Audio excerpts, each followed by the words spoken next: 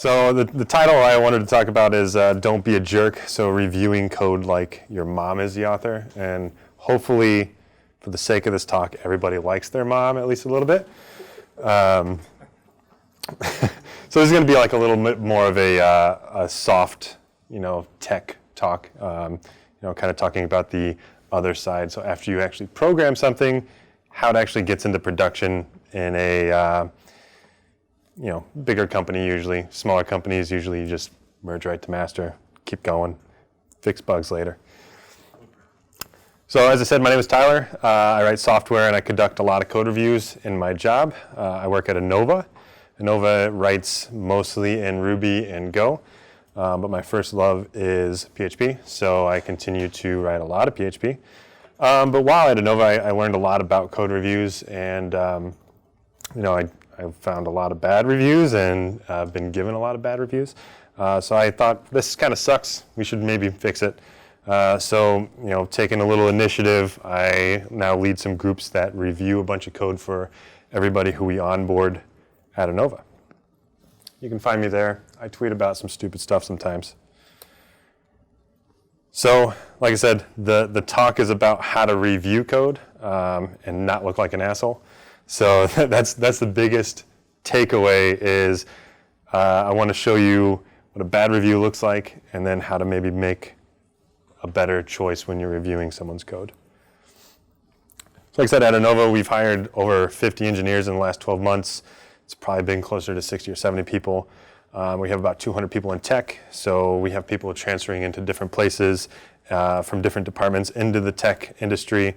And everybody goes through a baseline exercise where they learn our Ruby stack, our Rails, API design, a whole bunch of different things. So as they go through this, they submit pull requests, and we all have a volunteer group that reviews everybody's code. So this has been a really fun challenge to kind of onboard so many engineers over the last several years. And it's just continuing to increase. So being more efficient and being better at reviews, we've seen a much better turnout when people actually join teams. Like I said, I conduct a lot of code reviews. That's probably something I do every day, probably 6 or 7 times a day, just mini reviews. Do you have a question? Yes, I met your CTO, John Higginson. Yeah, he's a real cool guy. At Nice Stars. Yeah, he's very public. He's very not even at different events, but he's also like on the floor, just walking around, talking to people. So he's real cool.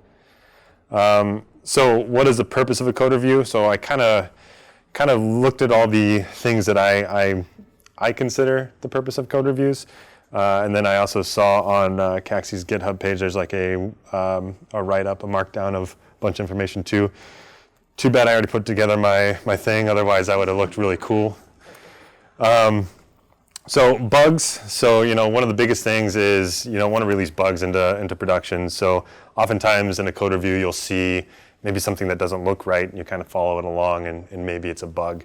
I can't tell you how many times I've looked at code and saw some debugging code in there that would actually crash the application.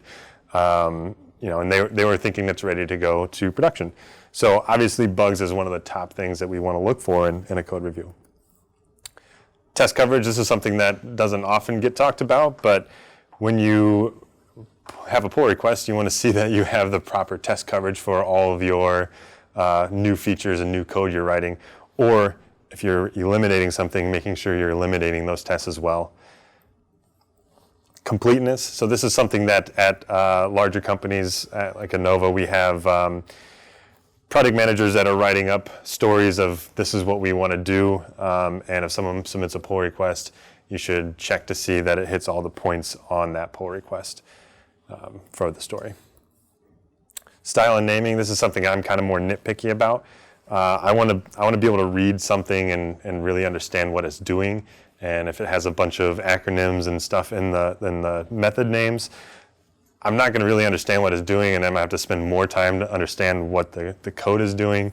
If I see the method name is called letters, I anticipate that inside of that method it's going to just have letters in it, right? And then the style, kind of goes with different things. With Ruby, we have the Ruby style guide, and in PHP, there's the PSR stuff that Carl was just talking about. So I saw this quote. I don't remember who said it, but I thought it was pretty cool. Fixing software in production is like, fixing a car when it's driving down the road.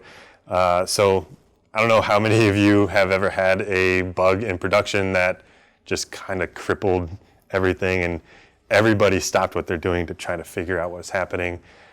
That sucks. So hopefully code reviews can help you not have that problem again.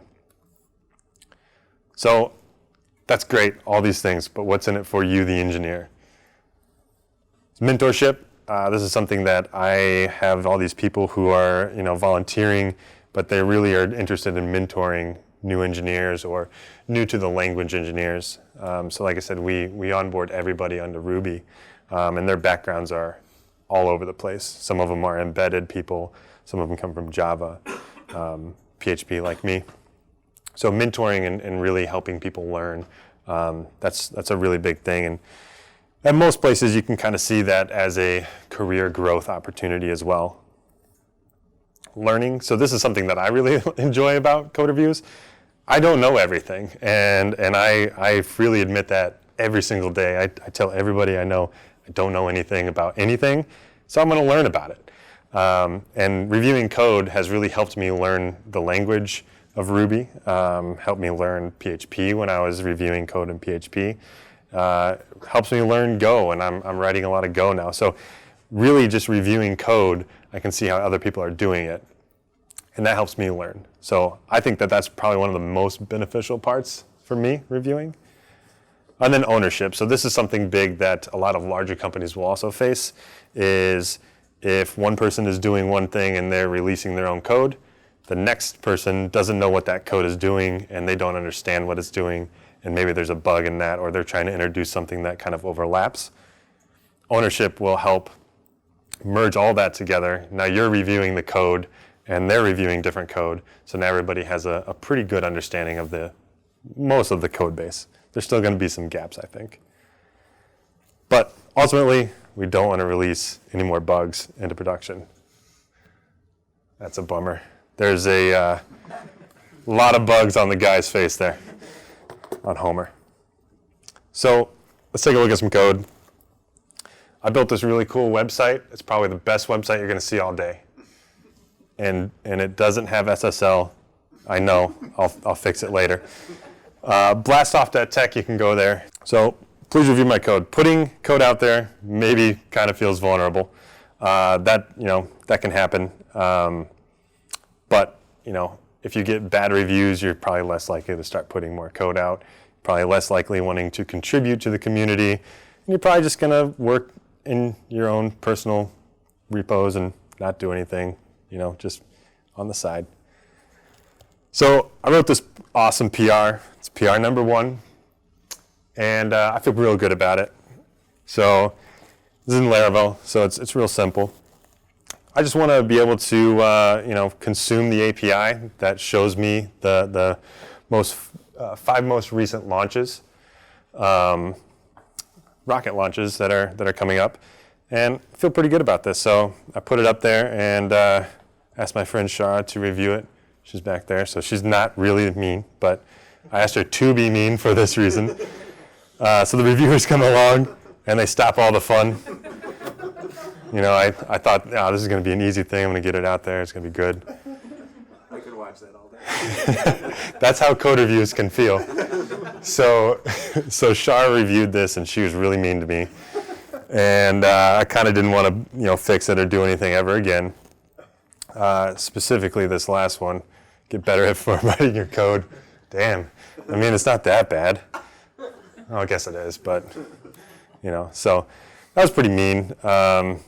So then I was like, I want to look at some, what students get. And this is a quote out of a research that was done for kids. So studies demonstrate that formal praise system are able to enhance intrinsic motion and improve students' behavior.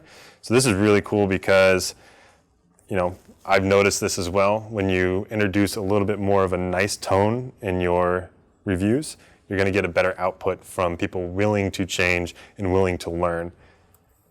So Shara was nice enough to put a nice comment on there as well. So she was very helpful, and makes me feel like I actually, am worth being a developer, and that she wants me to be a better developer, which is great. That's exactly what I would want to see when I have a pull request open. So how can we do better? So the biggest thing that I have to tell people is there's a human being on the other side of that review. Like I said, when everybody's learning, you want to have a better experience, right? So review like your mom is the author. And you can boil that down to don't be an asshole. So I listed a couple of the items that I think are the most critical when you're reviewing someone's code. So point out the good things. Don't just go with the bad. Like Shara pointed out all my bad formatting, you should point out some bad things, but also you should point out the good things, because that'll reinforce kind of the good behavior as you're going through. And if you're learning a new language, it's really crucial that you point out the good things. So I might have Googled this and said, this is probably how it works. I don't know how arrays work. So give examples and context is another really, really big thing. And I continually work on people who are on my teams that just say, this is not how you do it. I say, give an example of how you think it should be done. So with GitHub, you have a really cool way to put some markdown in there and write some code. So in this, to myself, I said, hey, do it this way, and I provided an example. So I put in here not only what, but why. So why should you change it that way? It may be your opinion. There may be some style thing that backs it up. But giving a why should also be the context. So this one, clear, concise, and direct. There's a lot here. I could have probably broke this up into a couple different slides. But being clear, concise, and direct. So here I said be direct but not mean. So this is kind of something that may take a little bit of work. Reread what you write several times, because it may not seem mean to you, but come at it with a different set of mind and think, okay, this was direct but not mean. They get the point, and it's clear, it's concise, it makes sense. And then also I put in here context, again, by posting a link so they can learn more about why the thing is the way it is. That was actually it. It was pretty quick, yeah. Any questions or comments or concerns?